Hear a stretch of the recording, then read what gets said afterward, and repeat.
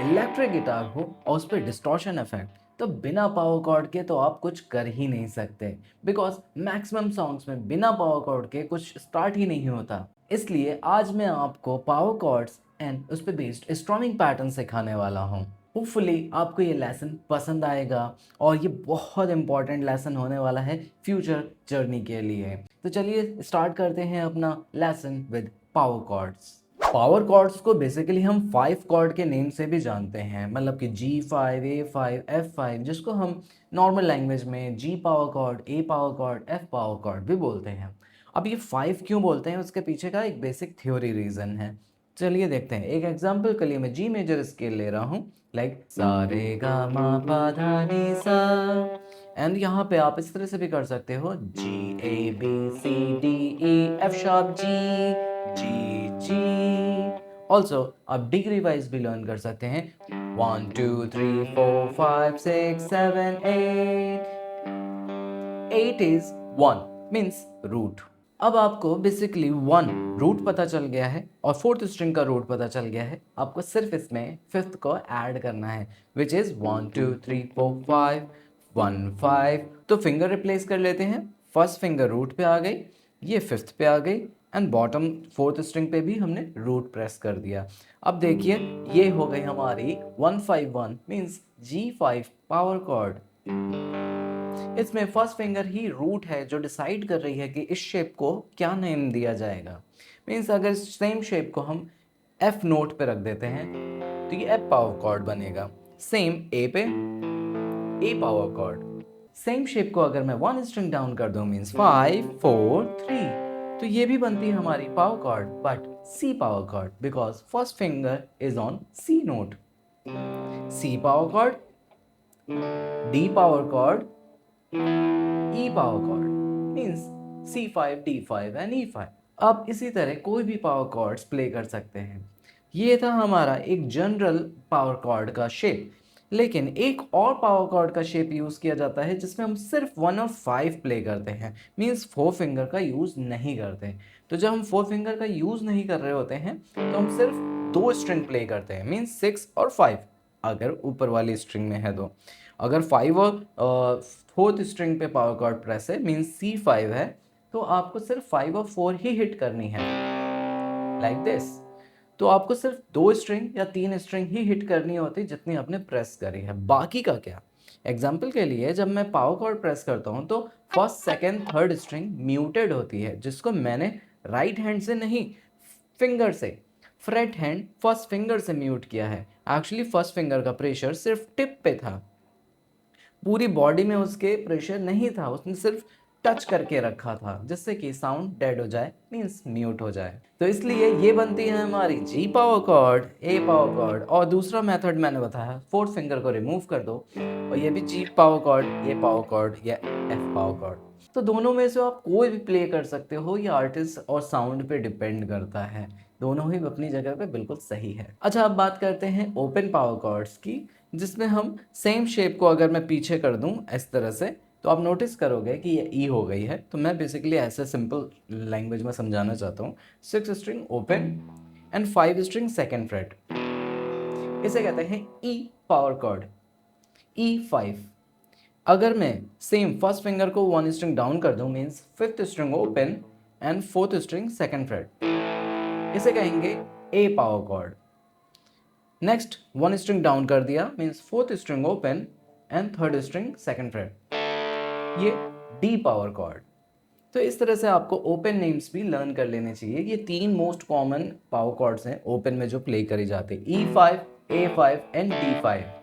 Mostly rock songs में आपको इसका यूज देखने को मिलेगा। अच्छा, अब बात कर लेते हैं स्ट्रमिंग पैटर्न की, क्योंकि यहाँ पे down down up down up इस टाइप की स्ट्रमिंग नहीं यूज होती है। तो ध्यान से देखिएगा, एक प्रैक्टिस आप कर सकते हो बेसिक मेट्रोनोम के साथ, which is 1 and 2 and 3 and 4 and। हम कोई भी प्रोग्रेशन लेते हैं, जैसे कि मैं D minor, C major and B and A वाला प्रोग्रेशन ले रहा हूँ, बट सारी पावर कॉर्ड्स ही हैं। देखो मैं 1 और 3 की जगह 1 और 4 फिंगर का भी यूज़ कर लेता हूँ, तो इसमें कोई टेंशन वाली बात नहीं, आप इस तरह से भी कर सकते हो। तो मैं दोनों दिखा देता हूँ, D5, C5, B flat 5 and then A5। Okay, तो हम इसको यूज़ करने वाले हैं like 1 and 2 and 3 and 4 and 1 and 2 and 3 and 4 and 1 and 2 3 and 4 and 1 and 2 and 3 and 4। मैंने पाम म्यूटिंग करी और सिर्फ मैंने डाउन स्ट्रोक्स किए 1 and 2 and 3 and 4। अच्छा, अब इस केस में आप 1 को ओपन कर सकते हो जिससे कि आप बीट के साथ कनेक्टेड रहोगे। दूसरा, आपके ब्रेन को हमेशा टाइम टू टाइम ये समझ में आता रहेगा कि अब 1 आया, 2 आया, 3 आया, 4 आया, तो बीट के साथ बने रहने के लिए आप फर्स्ट बीट को ओपन कर सकते हो। 2 and 4 and 1 and 2 and 3 and 4 and 1 and 2 and 3 and 4 and 1 and 2 and 3 and 4 and 1 2 3 4। तो ये थी हमारी बेसिक स्ट्रमिंग पैटर्न। अब हम कॉम्प्लिकेट करने वाले हैं स्ट्रमिंग पैटर्न को, और यहाँ पे सेकंड और फोर्थ बीट को हम ओपन रखेंगे। रेस्ट सारे म्यूटेड होंगे। अगेन याद रखिएगा सारे डाउन स्ट्रोक्स में प्ले कर रहा हूँ, और पावर कॉर्ड्स में मैक्सिमम ना डाउन स्ट्रोक्स ही चलते हैं, ऑल्टरनेट पिकिंग नहीं चलती। यहाँ पे आपको प्ले करना है यहाँ पे आप प्ले करेंगे 1 and 2 and 3 and 4। देखिए 4 के लिए मैं ओपन कर रहा हूँ, तो एक्शन में इतना लार्ज करके दिखा रहा हूँ ताकि आपको समझ में आ जाए, लेकिन मैं ऐसा एक्चुअली में नहीं करता। तो पहले मैं दिखा के करता हूँ 1 and 2 and 3 and 4 and 1 and 2 and 3 and 4 and 1 and 2 and 3 and 4 and 1 and 2 and 3 and 4 and। अब इसको नॉर्मल स्पीड पे देखिए कैसा साउंड करेगा 1 and 2 and 3।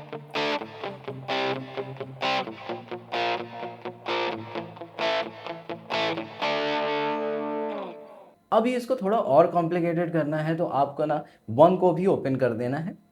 2 जो ओपन कर रहे थे उसकी जगह पे आप 2 के एंड को ओपन करिए। 4 को एज इट इज रहने देते हैं ओपन, मीन्स 1 ओपन होगा, 2 का एंड ओपन होगा एंड 4th ओपन होगा।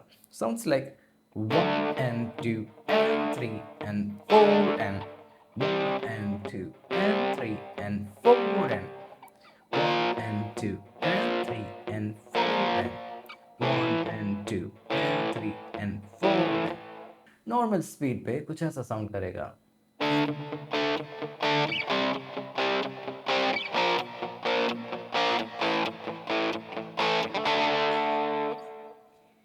अब देखिए ये थी हमारी फोर्थ स्ट्रमिंग पैटर्न। लास्ट सिखाया नहीं जाता, ये एक इम्प्रोवाइजेशन का पार्ट है। समझ में आ जाए तो बहुत ही बढ़िया, अदरवाइज ये समझने की कोशिश करिए कि मैं क्या फिल कर रहा हूँ। तो ध्यान से देखिएगा कैसा साउंड करने वाला।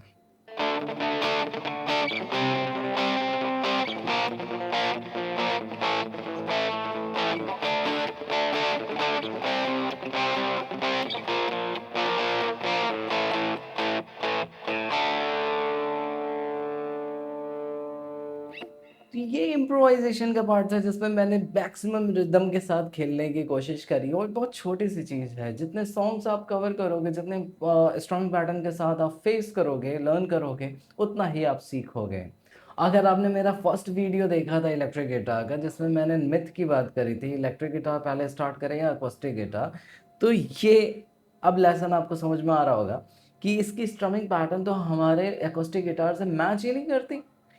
और अगर मैच ही नहीं कर रही तो यहाँ पे फिर से हम एक तरह से नई स्ट्रमिंग पैटर्न सीखने की कोशिश कर रहे हैं। तो होपफुली आपको ये यहाँ तक लेसन समझ में आ गया होगा, स्ट्रमिंग पैटर्न का, पावर कॉर्ड्स का बेसिक थ्योरी एंड कॉन्सेप्ट। तो अगर आपको ये लेसन कंप्लीट अच्छा लगा हो तो please like, subscribe and share करना मत भूलिएगा। इससे मुझे मोटिवेशन मिलता है नेक्स्ट फर्दर वीडियोस बनाने का। तो चलिए फिर आज के लिए इतना ही, प्रैक्टिस करते रहिएगा। मिलते हैं नेक्स्ट वीडियो नेक्स्ट लेसन के साथ, तब तक के लिए बाय बाय।